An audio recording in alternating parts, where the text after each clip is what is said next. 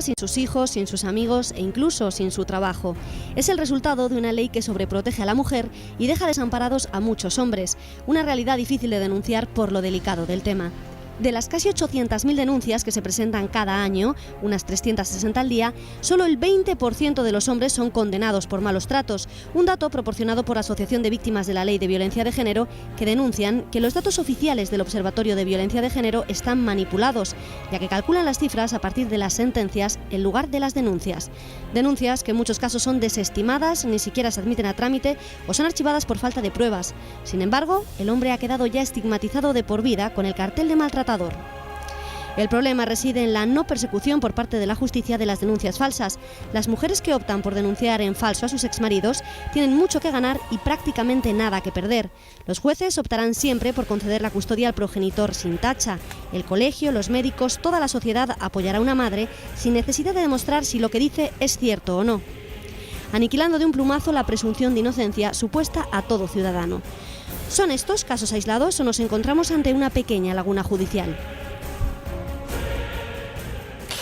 Y es un tema que está de rabiosa actualidad, puesto que, como les decimos, hace solamente unos días el diputado de UPyD, Toni Cantó, a través de Twitter, lanzaba este mensaje que pueden leer: la mayor parte de las denuncias por violencia de género son falsas y los fiscales no las persiguen. Las estadísticas son sesgadas. La verdad es que se le echaron encima y tuvo que pedir disculpas a las pocas horas mediante otro mensaje.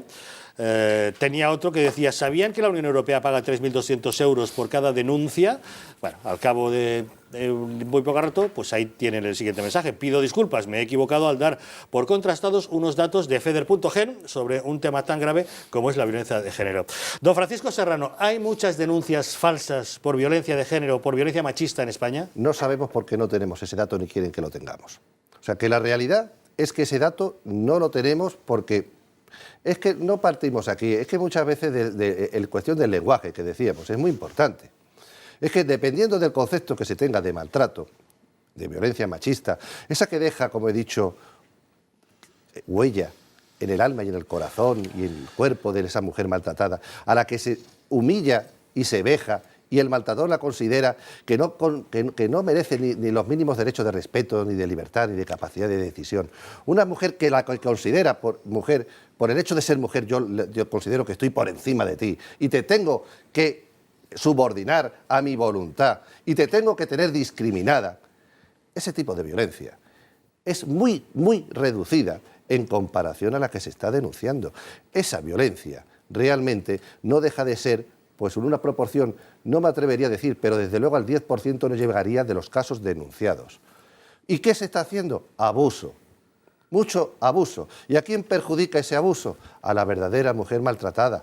Porque no es lo mismo proteger a las que realmente requieren y merecen ese trato y requieren tener confianza y creer en el sistema, que se las proteja a ellas y a sus hijos, porque realmente yo sí he visto a mujeres maltratadas y la peor característica, la más relevante de la mujer maltratada, es el miedo, la angustia, la falta de coherencia. Muchas veces el sentirse una persona que carece de los... yo digo que ninguneada totalmente en su vida. Muchas veces defiende al propio maltratador. Eso lo he visto yo, porque esa mujer lo único que quiere es tener paz en su vida. Y eso lo hemos visto más bien como abogados, como profesionales. ¿Perdón? ¿Y qué dice la propia Guardia Civil sobre esto? ¿Qué dice la propia Guardia Civil? No solamente las asociaciones. En un artículo de prensa, la Asociación Independiente de la Guardia Civil, una de las mayoritarias en el ramo, dice que son frecuentes los casos de mujeres que se molestan ante las llamadas en la visita de los agentes para comprobar su estado y que incluso reconocen que solo interpusieron la demanda contra sus parejas o excompañeros por consejo de su abogado para agilizar los trámites del divorcio y garantizarse la custodia de los hijos o la asignación de bienes.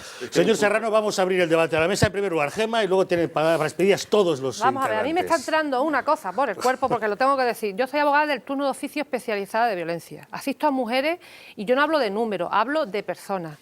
Entonces, cuando yo escucho este tipo de cosas, verá, me entra un poquito de un entripado por dentro porque estoy bastante comprometida con el tema. Colaboro con Miriada, que es una asociación de Huelva de mujeres de víctimas, que no son números, son personas. Verdaderamente la violencia emocional es la más difícil de comprobar, pero también No, yo, como letrada, me encuentro muchas veces con que esas denuncias se acaban archivando y pareciendo que son denuncias falsas porque no hemos tenido la capacidad suficiente de... Primero, yo me veo con la disyuntiva de convencer a esa mujer para que siga adelante. Que cuando viene un vecino y te pega un bofetón, tú eres el primero, o te rompe una maceta en lo harto de la cabeza, o tienes una pelea, tú quieres que esa persona sea condenada. Pero resulta que la víctima, la mayoría de las veces, no quiere que se condene al maltratador. Yo, hace 3 o 4 años, hubo una señora que no, ¿verdad? Es como esa espina grande que tengo, a lo mejor por lo que desde aquel momento me vi más involucrada en este asunto. Llegó, era estupenda, maquillada, divina de la muerte, había recuperado después de unos años la vida con otra pareja, no daba el perfil de mujer maltratada, lo único que quería que asistieran a su marido, porque su marido, a pesar de tener una orden de alejamiento, decía por los bares que la iba a matar. ¿Qué pasa? Que decía por los bares no servía y no daba el perfil de mujer maltratada. 2 semanas tardó ese señor en matarla en la Blanca Paloma de Huelva. Y verá, hablar de números, yo prefiero hablar de personas. Y muchas veces la violencia machista o esa violencia que no deja huella y que ha estado usted hablando hace un momento, llega el número de esas denuncias falsas. No son denuncias falsas, son denuncias que o no tienen viso de ser penalmente relevantes, con lo que parece que son falsas, pero a ella, a esa víctima, sí le llega ese miedo. Y entonces pasa lo mismo con la custodia compartida. Lo de la custodia compartida, cuando hay buen rollito entre la pareja y es de mutuo acuerdo, estupendo. Pero la custodia compartida en los divorcios contenciosos, bajo mi punto de vista, es imposible. Porque es muy fácil decir custodia compartida, pero el que sale más perjudicado... Porque no hemos desterrado el prejuicio sexista no es sexista, de que todavía las mujeres son las que tienen que cuidar de los niños, cuando hay padres que también están preparados. Pues a lo mejor es ese hombre quien se tiene que quedar con la custodia, si yo no lo discuto, pero la custodia compartida, cuando los padres y las parejas se llevan como la guerra de los Rose, eso es la muerte, porque al final quien acaba pagando el pato son los niños. Vamos a ampliar un poquito más, don Rafael. Parejas que se lleven bien al divorciarse. Hay 3 cosas que... Sí las hay. Que quiero introducir en el debate, ¿no? En esta tertulia o debate.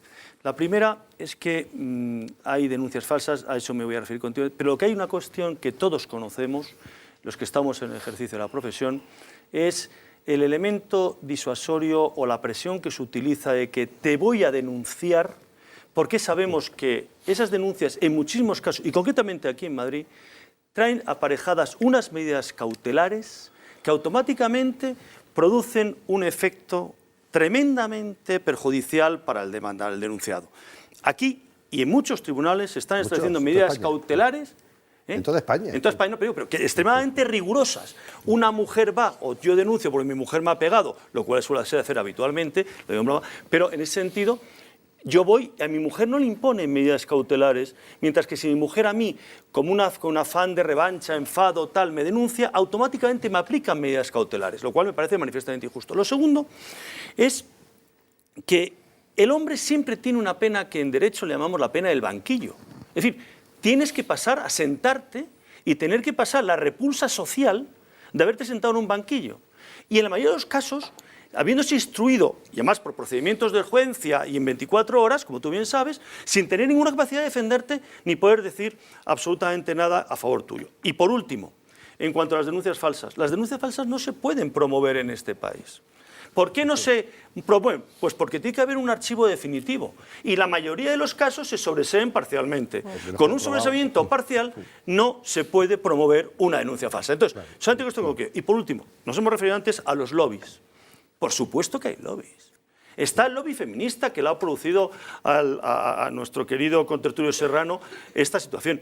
Y hay lobbies que yo he vivido, porque yo tengo el orgullo, el honor de que en mi despacho colabora Fernando Ferrán Calamita, y he vivido perfectamente cómo ha sido, y estoy llevando el procedimiento de él, y comparte, gracias a Dios, con nosotros despacho, lo cual me siento muy orgulloso, voy a repetir, el lobby gay y el lobby de las lesbianas. Cómo ha sido y cómo la han atacado y cómo realmente han conseguido una inhabilitación de un hombre durante, en este momento, le quedan todavía por delante 5 años más o 7 años más y le han denegado el indulto. Y lo quiero aprovechar la televisión, me permitís esto, le han denegado el indulto. El señor, que sepa, el señor Gallardón ha denegado el indulto a Fernando Ferrín Calamita. Y sin embargo se ha dado indulto al kamikaze de Valencia. Se han dado indulto a infinidad de personas. Se va un señor que por proteger o por actuar conforme a la ley se le deniega el indulto. Melchor. Sí, vamos a ver. Hay o sea, yo en materia de derechos basta con que una persona sea víctima para que haya que dedicarle, para que el asunto sea relevante. Con una, nada más. Yo creo que el problema de los malos tratos es un problema gravísimo al que hay que prestar especial atención. Y el problema de las denuncias falsas también, bastaría con uno. Yo no estoy equiparando, porque hay una estadística que no manejamos, que es una estadística terrible, que a lo mejor si la conociéramos a muchos les sorprendería, que es la estadística del número de maltratos que no se denuncian. Esa no la conocemos, porque no se denuncian. Que son, me temo, todavía muchos, en el ámbito rural y no solo en el ámbito rural. O sea, esta es una materia enormemente sensible, en la que yo creo que también hay que introducir modificaciones legislativas para proteger a los hombres que son víctimas, que son víctimas de denuncias falsas, que los hay, a los que, y todos conocen, yo conozco varios casos, de hombres cuya vida ha sido arruinada como consecuencia de una denuncia falsa. Hombres en ámbitos rurales a los que se les aplica de forma inmediata, a partir de la existencia de una denuncia, una serie de medidas cautelares que, cuando resultan absueltos no sé cuántos meses o años después, no tienen un juicio rápido. Pero, Melchor, es que yo creo que la discusión no está... El hecho del maltrato creo que es la reprobación, imagino que será colectiva. O sea, no hay ninguna duda de que es una repulsa social y es que repugna a la mente cualquier persona con sentido común. Lo que estamos analizando en este momento es si lo que está aconteciendo y cómo se está manejando esta situación es la adecuada. Tú lo has dicho, hay gente que no recupera la fama nunca más. Nunca más. Nunca más. Porque a ti te pasa en Madrid, en un barrio, pero te pasa en un pueblo, en una circunscripción pequeña y no vuelves a recuperar la fama jamás. Recuerda que hay hombres que tienen hasta 15, 20 y tantas denuncias. Y luego no puedes formular denuncia falsa. Me archivan de una denuncia y mañana tengo otra. Y tiene razón en una cosa, que también nos tiene que preocupar a aquellas mujeres que no denuncian, que son las que están en situación de riesgo. ¿Por qué? Porque las que realmente están en situación de riesgo, como he dicho, son 2.000 o 3.000 de los asuntos que se han juzgado, de 1.035.000. Esas 2.000 o 3.000 son las que están en situación de riesgo de las que se ha juzgado. Pero es que hay otras X, que no las sabemos, que siguen en situación de riesgo porque a estas no les estamos dando la protección que requieren. Porque no es lo mismo proteger a estas 2.000 o 3.000 que están en situación de riesgo que a 1.035.000 denuncias. Vamos a completar una ronda de opiniones. Los asuntos también, se juzgan muchas cosas por razón de urgencia y resulta que a lo mejor ese hombre que le hemos condenado muy poco, tendríamos que haberle condenado mucho más. Lo que queremos es una condena rápida y eso es malo también. Vamos con Balbás. Bueno, creo que el compromiso por la igualdad de las mujeres le tiene la sociedad española, yo creo que muy asumido, pero no se puede judicializar todo. Es decir, que yo creo que la judicialización es un caso, pues que, bueno, pues ya has dicho, 1 millón de denuncias que al final se juzgan... 1.035.000. 1.035.000 que al final se juzgan el 20% de esas, ¿no? Aproximadamente. Porque las sentencias condenatorias es el 20%. El 20%. Hay que ver ¿cuántos de esos hombres asueltos, archivados, han sido detenidos? Esa es otra. Es importante... La mayoría. Sí. Es importante las denuncias falsas, pero bueno, para eso hay leyes, hay instituciones, que es la policía, la Guardia Civil, que es la que lo tiene que dar las pruebas, y desde luego a las personas que hagan denuncias falsas pues les tendrán que condenar. Hay procedimientos. Este asunto es muy difícil de determinar. Ya, es difícil de determinar, pero no podemos concentrar todo culpable o sospechoso para toda la vida. Porque no archivan. No podemos concentrar Eres todo. sospechoso para sí, pero no podemos concentrar todo, como dijo el actor ese de cine que es diputado ahora, o no sé Toni qué. Cantó. El Toni Cantó, en extremar las cosas. Es decir, que la sociedad funciona... ¿Pero por qué hablas así? Has hablado con mucho desprecio de Toni Cantó, que no me parece bien, José Luis. Es una opinión. Sí, no, pero yo creo que has hablado así en un tono, no, te lo digo con todo el cariño, pero no me ha parecido bien el tono despectivo. Pero vamos a ver, es descriptivo. Es un actor de cine que no es actor. Y encima no he dicho el nombre lo has dicho tú. Sí, pero como te referías, por eso hay que yo creo ser que directo, el compromiso, bueno, vamos al asunto. El compromiso por la igualdad es un derecho social, es un derecho político, es un derecho personal, es un derecho humano, fundamentalmente. Entonces, yo creo que los jueces deben proteger a la mujer un poquito más porque es el ser débil, eso es así. Y los hijos es mucho mejor, y yo tengo 3, que estén en manos de las mujeres, normalmente, estadísticamente, por la propia naturaleza que en manos de los hombres. Por lo menos los primeros años. ¿Que debe ser compartido? Bueno, hay casos, pero eso lo tiene que decir un juez. Hay unas leyes, unas instituciones, hay un proceso de investigación y no podemos centrarnos en casos extremos que con las cifras que nos ha dado el señor Serrano son pequeñas, no son tantas. La instrumentalización de denuncias falsas debe ser muy penada, porque es verdad que es un coste social, pero la convivencia cuesta. Es decir, que no vamos a arreglar la vida de la gente, eso ha sido así, siempre ha sido así.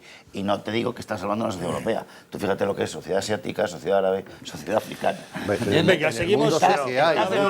La convivencia es muy difícil, es decir, la convivencia es muy difícil, las instituciones están bien reguladas y yo creo que lo que tiene que hacer es que los juzgados de familia funcionen mejor y tengan la información que tienen que tener. Y los medios, que muchas veces no tienen medios, que muchas veces pasa que no hay medios suficientes en la justicia. Bueno, vamos a ver, yo creo que estamos, como decía Melchor, ante un problema que no conviene para nada minimizar. O sea, el problema de los malos tratos, de la violencia del hombre sobre la mujer, es un problema que tenemos y que conviene tomarse muy en serio.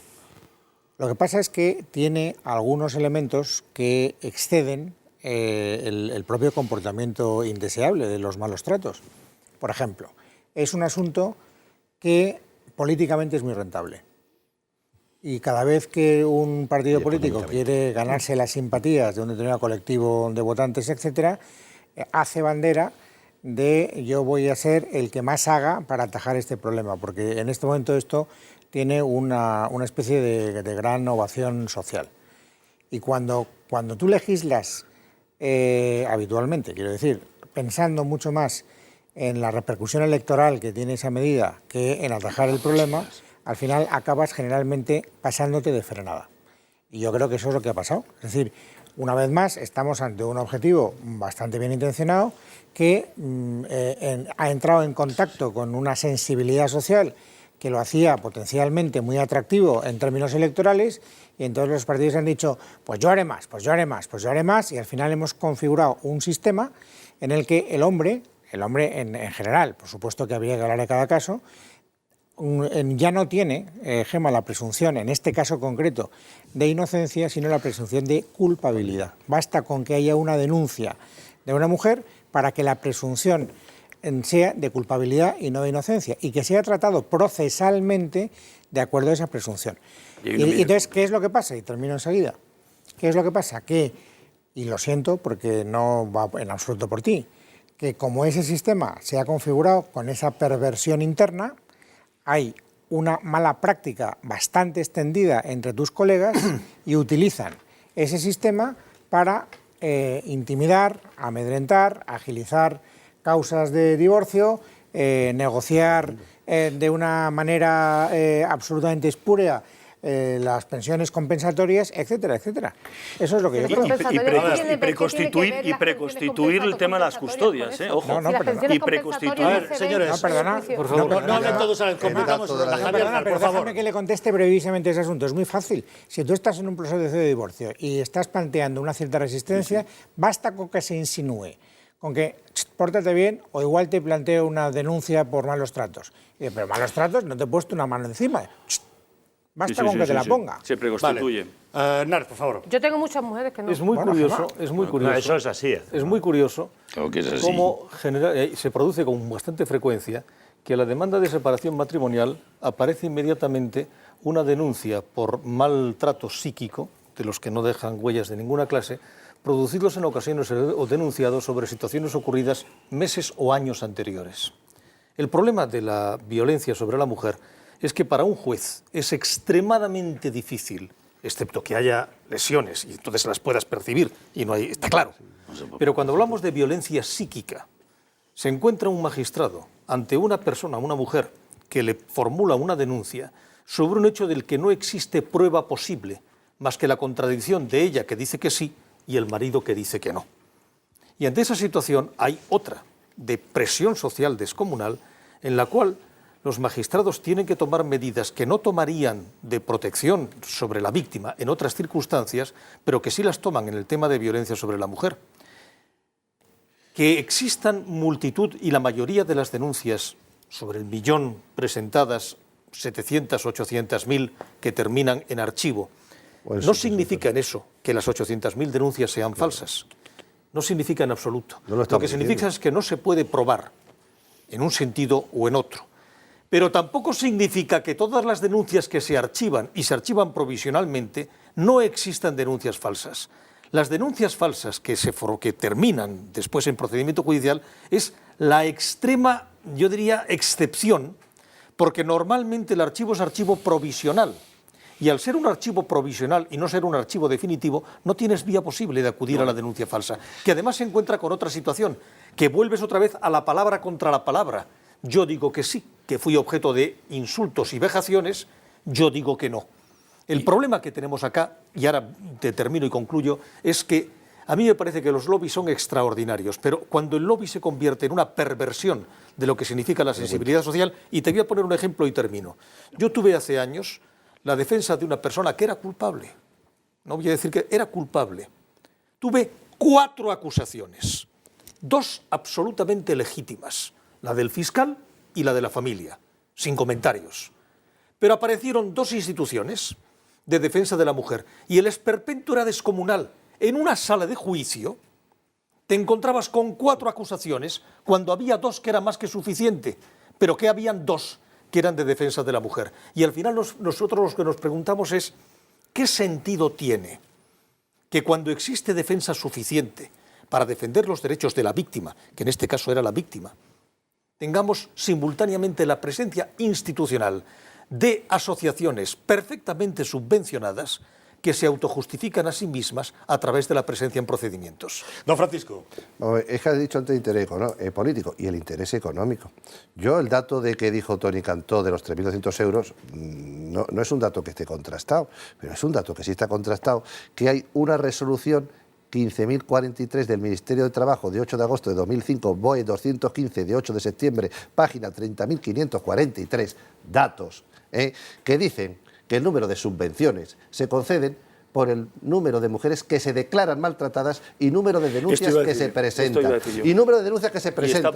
Si las subvenciones se dieran en función del número de condenas, esto desde luego dejaría también de ser un negocio de maltrato, porque hay que luchar contra el maltrato. Claro que hay que luchar contra el maltrato. Pero voy a contar el caso también de lo que es también el concepto. Es que tiene que saber la gente que el decir a un señor y una señora vete a la mierda, y perdón por la frase, o vete al carajo, o el decirle te vas a enterar, le puede costar 6 meses de prisión y no ver a sus hijos.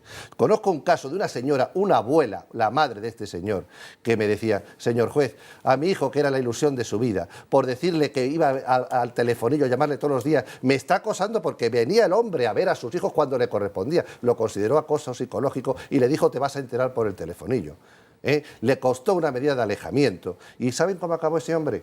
Suicidándose. Don Francisco Serrano, autor de La dictadura de género, gracias por habernos acompañado esta noche en el Gato. Muchas gracias, esperamos que el conocimiento, yo lo que quiero es conocimiento real sobre esta materia, porque el conocimiento solo perjudica a quien tiene algo que ocultar y a quien tiene... La información es siempre bienvenida. Muchas gracias por acompañarnos. Beatriz Rojo, cuéntanos qué nos dicen nuestros amigos. Pues nos están llegando muchísimos tweets, pero lo diremos después de la publicidad. Antes, recordarles que todas las noches le buscamos 3 pies al gato con las preguntas que ustedes nos envían para nuestros tertulianos. Pueden ser preguntas más personales, de actualidad, divertidas, desenfadadas, lo que a ustedes les interese, lo que ustedes quieran saber de nuestros contertulios, nos lo envían y nosotros se lo trasladamos. ¿Cómo pueden hacerlo? ¿Cómo tienen que hacerlo? Pues a través de Twitter en @gato_directo o a través de nuestro correo electrónico elgatoalagua@intereconomia.com.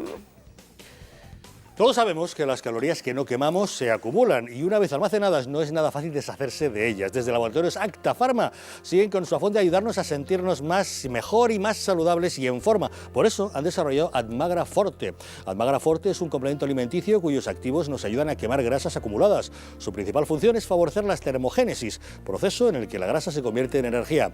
Una dieta equilibrada, un poco de ejercicio y 2 comprimidos al día de Admagra Forte y adelgace con salud porque le ayudará a conseguir sus objetivos y a mantenerse después. Pruébelo ahora por un precio máximo de 9,95 porque nunca cuidarse fue tan sencillo y económico. Además de todo lo anterior, Laboratorios Acta Pharma cuida de usted ofreciéndoles miplan10.com, donde le realizarán una dieta a medida y podrá obtener los mejores consejos saludables para mantenerse en forma. Admagra Forte, con la garantía de Laboratorios Acta Pharma. Volvemos ahora mismo. ¿Es verdad que un expresidente extremeño ha comparado a los nacionalistas catalanes con dictaduras golpistas? Se lo contamos.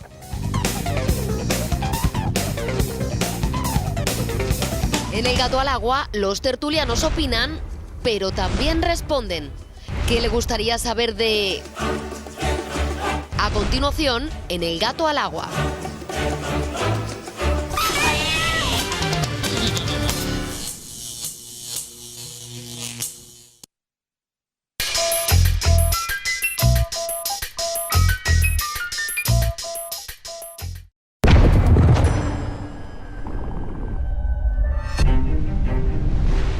Inspirado por el alma del movimiento, reinventando el diseño, el rendimiento y la eficiencia. Nuevo Mazda 6, una historia que rompe con lo establecido. Haz la cucaracha. Haz el arquero. Haz el moonwalk. Yeah. Si apuestas en William Hill, vivirás esto por un simple corner. Nos llevamos 79 años apostando. WilliamHill.es, donde apuestan los que apuestan, desde 1934. Esta vez sí, el anuncio más sexy jamás visto en televisión. 60 segundos que por ti, amigo, los voy a aguantar para que disfrutes como... Vaya, hombre, otra vez. Entra ya en boston.es o llama al 902-902-132. Tenemos la solución. Nos gusta cocinar y comer. Las dos llevamos dentaduras postizas. Las dos usamos Algasif. No es pringoso. Sientes la boca limpia. Algasif son unas almohadillas adhesivas que sujetan firmemente y sin dejar molestos residuos. Limpio es bueno. Es verdad. Algasif. Dentaduras firmes y limpias. Descubra en el USA Princesa todo lo que espera de un gran hotel. Su céntrica ubicación, amplias habitaciones, salones multifuncionales y fitness center son solo algunas de las muchas comodidades que encontrará en sus instalaciones. Llame ahora y haga su reserva. Hotel USA Princesa. No importa lo lejos que esté, Adam Data Center es su centro de datos más cercano, porque le escuchamos, nos ponemos en su lugar y le ofrecemos soluciones a su medida, facilitándole servicios en la nube, alojamiento de servidores y comunicaciones al mejor precio del mercado. Llámenos, se sorprenderá. Adam Data Center, el lugar más seguro.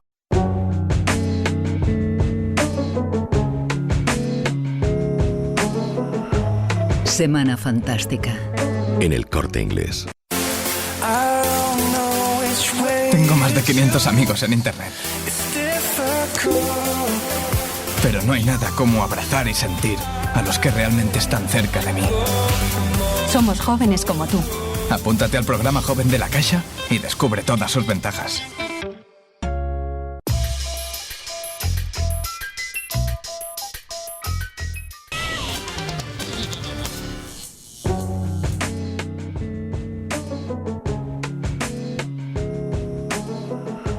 Semana Fantástica. En El Corte Inglés. Cada año se beben 400.000 millones de tazas y es que el café, introducido en Europa en el siglo XVII, es una de las bebidas sin alcohol más sociabilizadoras. ¿Sabían ustedes, por cierto, que Finlandia es el país con el consumo per cápita más alto? La producción mundial de café se localiza en su mayoría en pequeñas explotaciones familiares con tamaño inferior a 5 hectáreas. Brasil, Vietnam, Colombia e Indonesia pueden presumir de ser los principales productores de una materia prima originaria de Etiopía por la que suspiran millones de consumidores en todo el mundo. En Europa siempre gozó de gran popularidad. De hecho, en el siglo XIX la demanda en muchas ocasiones era superior a la oferta. La industria del café mueve en la actualidad millones de dólares. Las exportaciones mundiales de este fruto son solamente superadas por las del petróleo. Por cierto que Finlandia presenta el consumo per cápita de café más alto de todo el mundo, aproximadamente 10 kilos de café por persona al año.